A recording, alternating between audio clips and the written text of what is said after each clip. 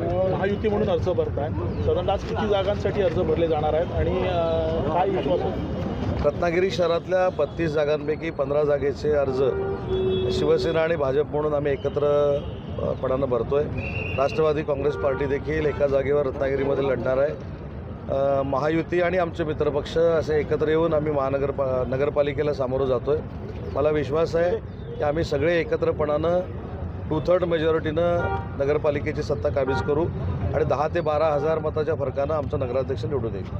साहेब, कोकणामध्ये किंवा महाराष्ट्रामध्ये एक वेगळं चित्र रत्नागिरी पाहायला मिळते। एकत्र उमेदवारी अर्ज भरला जातो, महाराष्ट्रात चित्र जरी वेगळं असलं पण रत्नागिरीमध्ये शक्तीप्रदर्शन जोरात होतं आणि महायुती एकत्र फॉर्म भरते।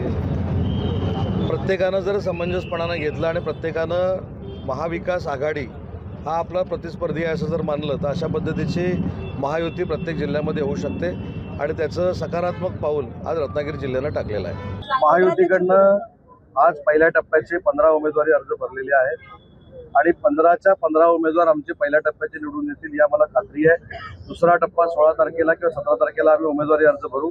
17 तारखेला 11 वाजता नगराध्यक्षपदाचा उमेदवार जो आहे त्याचा आम्ही अर्ज भरू आणि खात्रीला एक सांगतो की 15,000च्या फरकानं महायुतीचा नगराध्यक्षपदाचा उमेदवार हा रत्नागिरी नगरपालिकेवर जिंकून विराजमान होईल। खेडमध्ये नाराजी आहे का? अजिबात नाही।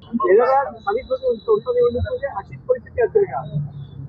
बिहारचे कालचे निकाल आपण बघितल्यानंतर एक लक्षात आलं असेल की वोट चोरी हा जो काय फेक नरेटिव्ह सेट करण्याचा प्रयत्न राहुलजी गांधी आणि त्यांच्या टीमने केला होता तो सबसेल फेल ठरलेला आहे आणि 65 लाख दुबार मतदार काढून टाकल्यानंतर देखील 2/3 मेजॉरिटीनं बिहारमध्ये एनडीएचं सरकार आलेलं आहे।